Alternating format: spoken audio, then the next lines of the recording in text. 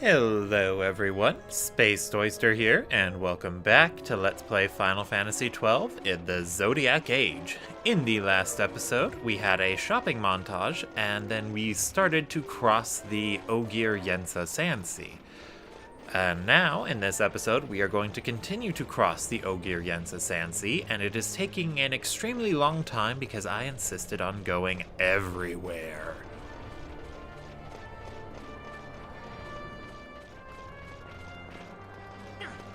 Anyway, in the last episode we found that healing rod, and I mentioned it might not be a good idea to equip it now, but there is one utility it has that I forgot to bring up. And that is the sleep status condition. We're going to be coming across a few enemies that can inflict it, and one of the easiest ways to cure sleep is to actually have another party member hit the sleeping person.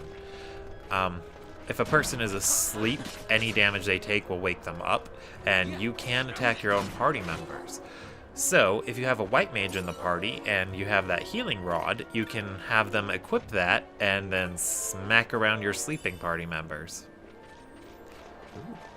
And that right there was the spell Reflect. I'm not sure I want to use it.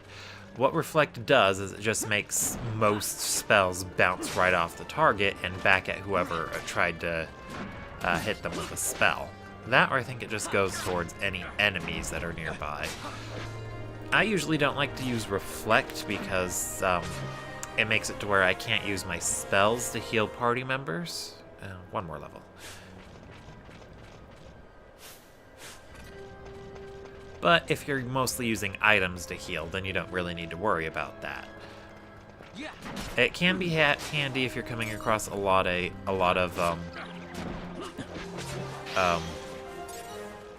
spell casting enemies. Alright, so this area gets very repetitive because, as you can see, lots and lots of similar looking platforms.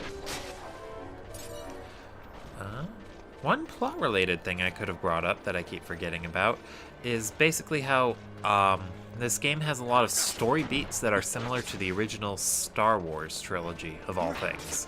It's about a princess for a dethroned kingdom fighting against an evil empire. Yeah, I guess that's a good plot synopsis. But a lot of the main characters can draw parallels to the main characters in Star Wars. Ash would obviously be Princess Leia. Vaughn is similar to Luke, but without the brother-sisters thing with Ash. Balthier and Fran would be Han Solo and Chewbacca, respectively. Although Fran makes a poor Chewbacca because, you know, she talks, and everyone can understand her. Although that's where the metaphor falls apart a bit, because all that would be left for Penelo and Bosch is R2-D2 and C-3PO, and I don't know who would fit in what category. I guess Penelo would have to be C-3PO because she's comic relief, and Bosch would be R2-D2 because he's, utility. This part of the map can actually be quite dangerous. There is an enemy here who is very, very powerful and becomes hostile under certain conditions. I'll point it out if we see it, but otherwise I'm just gonna try and be very wary. Sorry, I shouldn't keep that. There it is! Those are elementals, and if you cast a spell while you're near them, they will make you regret it. So, when you're nearby them, I highly recommend turning off all of your magic gambits and getting everyone to solely use item gambits for healing. So, since that guy's in the area, that's exactly what I'm gonna do. No spell casting for me. And these guys are weak to wind, so I'd have to turn off Ash's offensive gambits if I swap her in. Those guys are about level 45, and even if you match them in level, they still pack a wallop. They're all tied to a specific element, and they're the best example of the flaws with the element-related stuff that I mentioned earlier on. i.e., since this guy is a fire elemental, he is immune to every element except the one he's weak to. He'll absorb fire element, is immune to everything except water, and is weak to water. So if he was hostile, Bosch would try to attack him with his ice element serpent rod, because he doesn't understand that being immune to the element is not vulnerable to the element. Because, yeah, I already explained that, but yeah, it's very, very sad. There are weaker versions of those elementals who are around level 25-ish, but in general, I'd recommend mostly avoiding them until you're in their level range. I'll make sure to point it out. There is one section where an elemental runs around a lot and your party members can deal with it. So I'll point out that section when we get there, but for now, just consider them to be something that is bad and avoid them entirely. Sorry, I thought I heard something. Let's see, Vaughn's level 20 now, so I think once he gains one more level, we'll swap him back out for Ash. And there's an item over there, too. Let's go grab it. They're probably going to hit that trap. Oh, no, they didn't. Way to surprise me, boys. Way to surprise me. Wizard robes. Is that good? I don't know. No, it's the same one we got equipped. Yeah, but back to the Star Wars thing. This game does pretty much follow that plot pretty closely. Well, not pretty closely, but you get the idea. It follows that plot of the original trilogy, but it tends to use more of a prequel trilogy approach, if that makes sense. Like, one of the biggest flaks from the prequel Star Wars trilogies, episodes 1, 2, and 3, is that they had a high focus on the politics in play.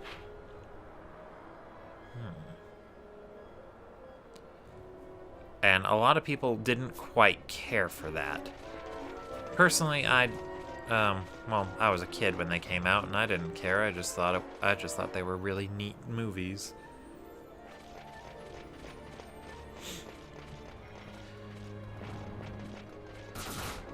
But a lot of this game's stuff will focus more on the politics involving the plot points rather than focusing on the grand adventure. Yeah, now that we're out of the area and away from the elemental, we're gonna go ahead and turn magic gambits back on.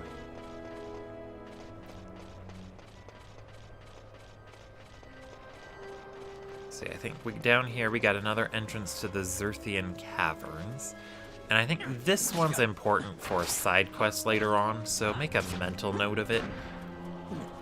When we get there, I'll point it out again, but if this is the farthest you watch, then just make a mental note of it anyway. Yeah. Sorry, I was trying to pick that treasure chest up, but they decided to make the X button for picking up treasures the one that you also use to open up the menu to make commands, and yada yada yada. I really don't like it when games assign everything to one button. It's the same problem in Mass Effect, where the same button was used for interacting with the things in the environment. Sorry, that was my phone. Interacting with things in the environment, taking cover, leaping over cover, and yeah, pretty much everything. It got to the point where you'd basically just be doing one thing or the other, and you'd mostly be gambling on whether or not they actually do the thing you wanted them to do. The same problem in here. X opens the menu and it opens treasure chests, and your characters won't have the option to open treasure chests or interact with the thing in the environment unless you're not doing anything else. It's really, really cumbersome.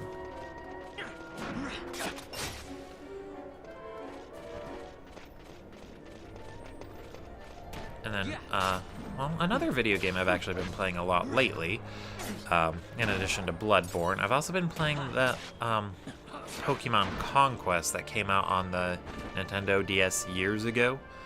Really, really fun game, and I like it a lot. It adds a whole new level of strategy, the whole Pokemon formula, since each trainer can have, well, trainer, quotation marks, can train multiple Pokemon, but you can only deploy 6 trainers using 1 Pokemon each for a map. So obviously which Pokemon they have access to isn't as important as having a variety of trainers who can use a variety of different element critters. But the other thing that actually makes it a lot more interesting from a strategy perspective is that each trainer also has a specific Pokemon that they form a perfect link with that they can max out the potential for. So it's not just about loading up all your different trainers with all the best Pokemon, it's about finding out which ones work well with which Pokemon you want to use. It's a lot of interesting strategy stuff. I really enjoy it.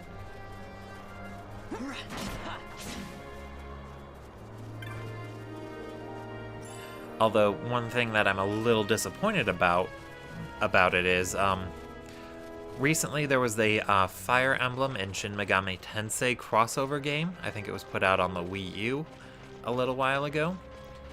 That game got made because they were initially going to use Pokemon for it, but the Fire Emblem team passed on it, or maybe it was the Pokemon team. One of them passed on it because Pokemon Conquest exists, and they felt it would have been redundant to have Pokemon crossing over with a different franchise that does turn-based combat.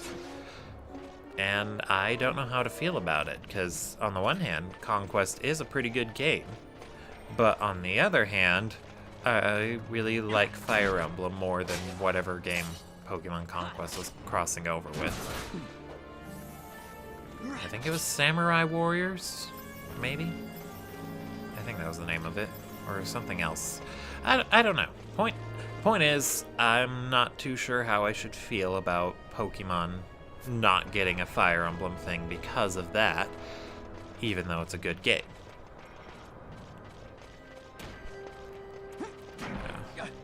Vaughn got hit by slow because of Tri-Attack, and I still don't know Haste. And even if I did, I don't have anyone who can cast it, because no one's a time battle mage at the moment.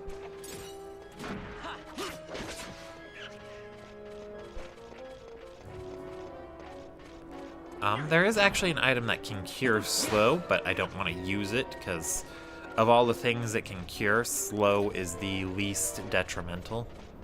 The item's a Chronos here. Lambent Hat. I think that's a stronger piece of Mystic Armor. Let's see. Wrong one. Yes, it is. I'm gonna go ahead and put it on Bosch. So you'll notice that actually increased his speed. Various pieces of armor, they will increase different stats, not just the ones they're tied to. So, oh, crap baskets, another elemental.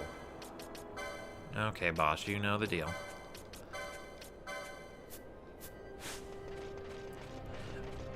What was I talking about again? Oh, yeah. Certain pieces of armor will increase stats beyond the ones they're initially programmed to. So there, that Lambent Hat increased Bosch's speed. In some cases, it might be beneficial to equip a specific piece of armor as opposed to the best piece of armor because of their secondary effects. Not always, though. I can't think of specific examples where I'd want to use one piece of armor over another because of those secondary effects, but it is something you might want to consider if you're going for a specific role-playing bent or a specific stat spread.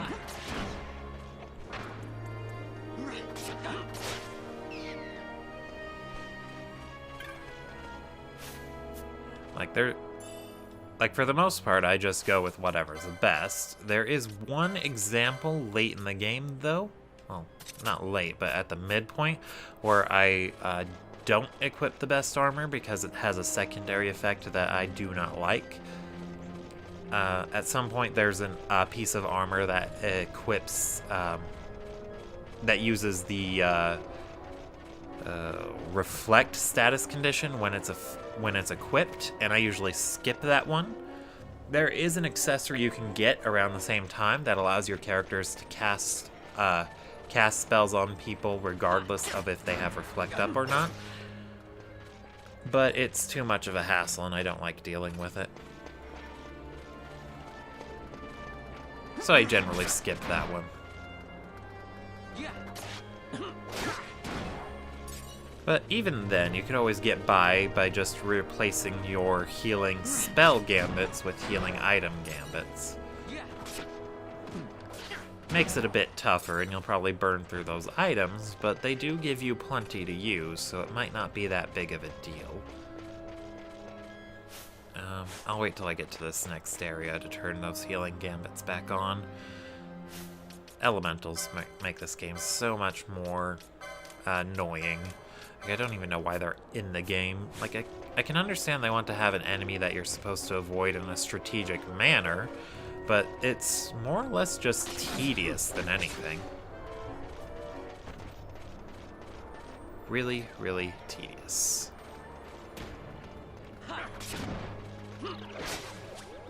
Ow. Yeah. Okay. So, when you want to attack someone or use an action on someone you normally can't target, you go into your menu, pick that action, and then you press L1 or R1. Oh, it has it right down there. And you can change between friendly targets or not friendly targets. So I'm going to go ahead and have Bosch smack Vossler, and for the smack, I'm going to equip that healing rod. Oh. It decided to overwrite that because I changed his equipment. Hey, it got regen up on him too. That's hilarious. Alright, time to go back to the Serpent Rod.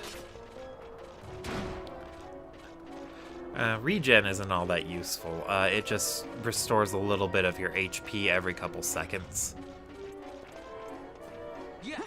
I guess, yeah, every couple seconds sounds about right. And there's another flying enemy over there. It's so unfair that they get to go off the map like that, and I'm stuck to walking around because none of my characters can fly. Let's see, there's that mace that Penello's equipped with, so I didn't need to buy one. And it's flying over here. And it's trying to hit me with arrow. Okay, let's go ahead and have Balthier and Vaughn throw Aquaremotes at it.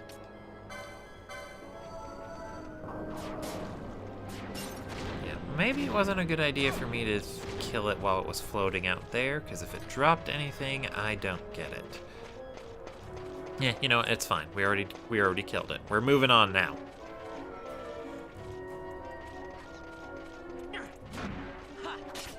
And then I think while we're in areas where those elementals can show up, I think it might be best if I don't put Ash in, since she's a black mage and she'll want to be using spells a lot.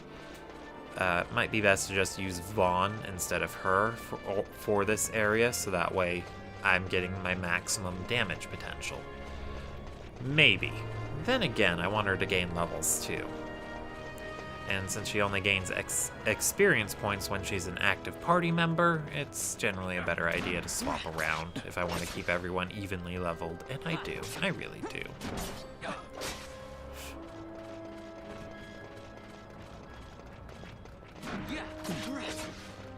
I'm a little sad we don't get to keep Vossler as a permanent party member.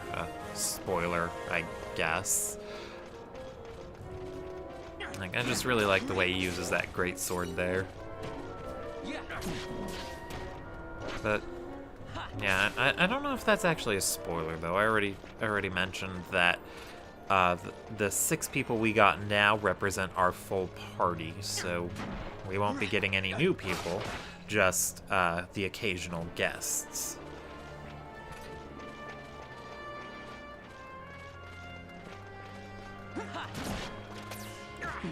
Personally, I'm just a little sad we don't get any non-human members besides Fran. Like, Fran's nice and all, but she's very human-ish looking. It would have been so nice to get someone more alien-ish, like a Banga or a Sikh, preferably a Banga, though. They could have been the token non-human party member, like Kamari in Final Fantasy X, or Vivi in Final Fantasy IX. I think Vivi counts. I haven't actually played 9 all the way through. Ah, you missed that time. Alright, and I think this way leads up to that area I haven't explored, so I'm gonna head down south first.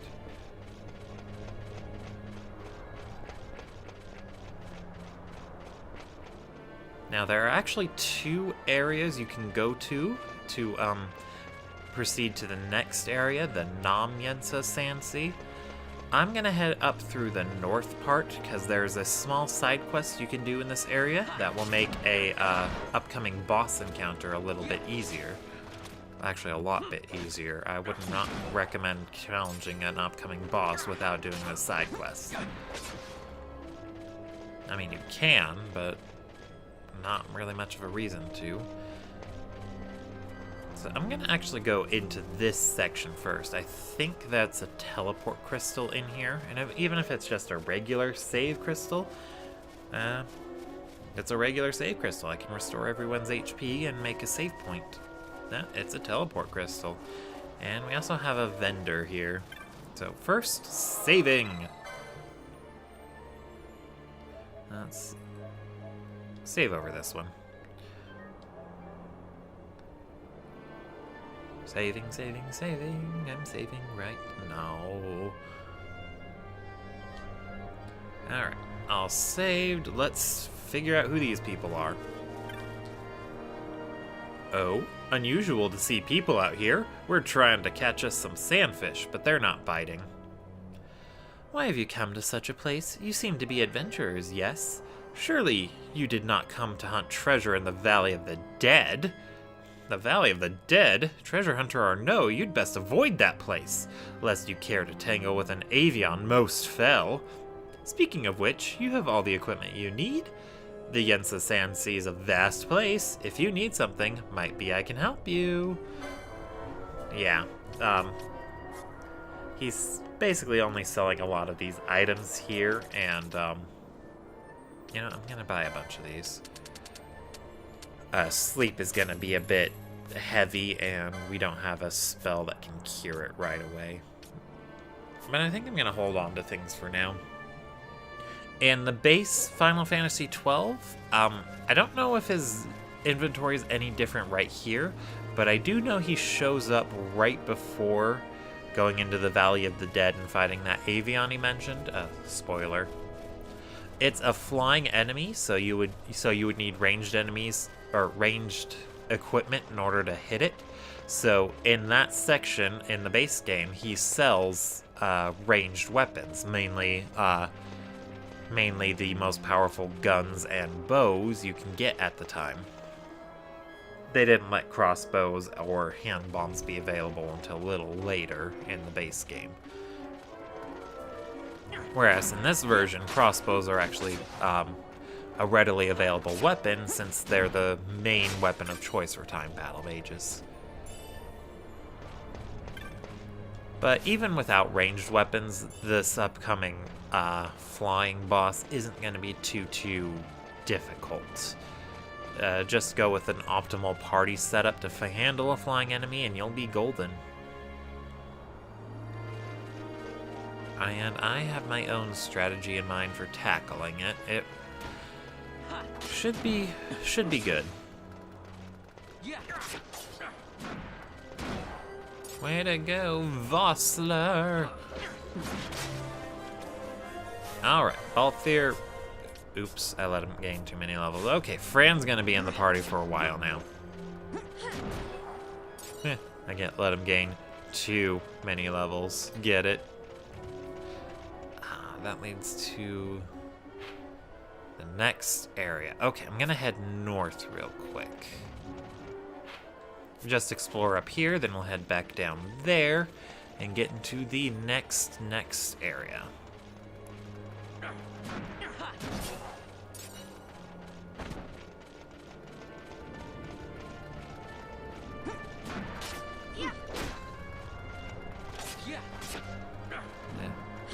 Also, I'm getting a little tired of fighting these things. So boring.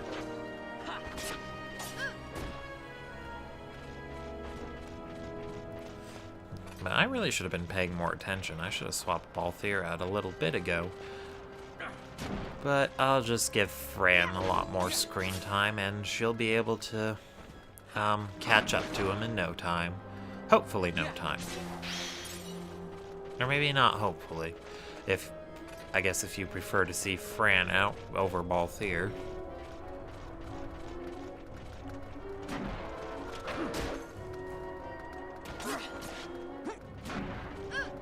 Wait, where did Vaughn go? There he is. Vaughn, you silly idiot. And Bosch gained a level, so we're gonna swap him out for Penelo. Penelo, Penelo.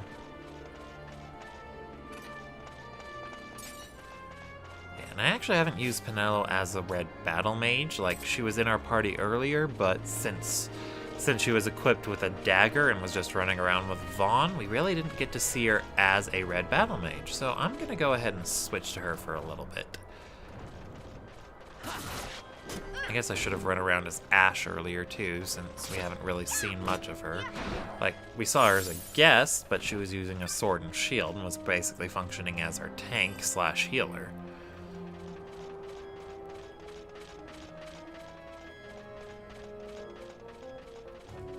Penelo, on the other hand, yeah, we haven't really gotten to see much of anything Penelo does. Maces overall are actually quite weak, to be honest. I think they're similar to the poles that monks get, or are they more like katanas? Either way, yeah, I think they're more like katanas. They factor in her magic stat for dealing damage, but their individual numbers are pretty low.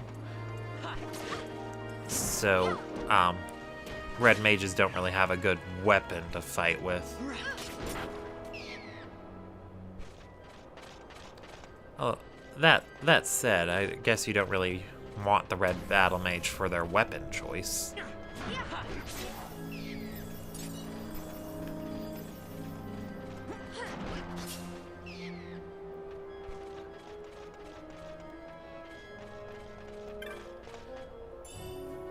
Hi, Ether. And something over here, and then we'll be moving on.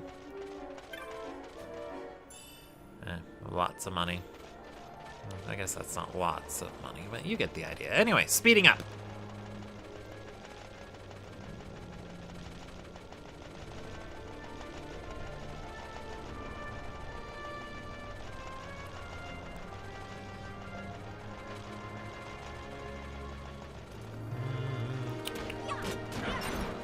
I don't know what else to talk about, really. Like the plot being similar to Star Wars is a hilarious point, especially with the characters drawing parallels to it.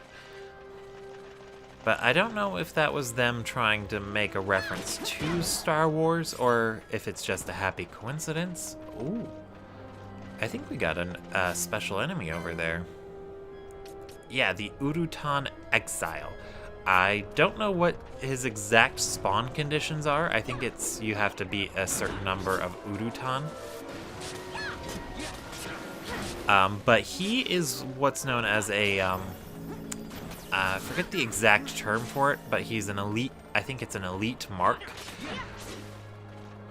Right now we don't get any rewards for fighting him. He's just a tougher enemy. Think like a roaming overworld boss.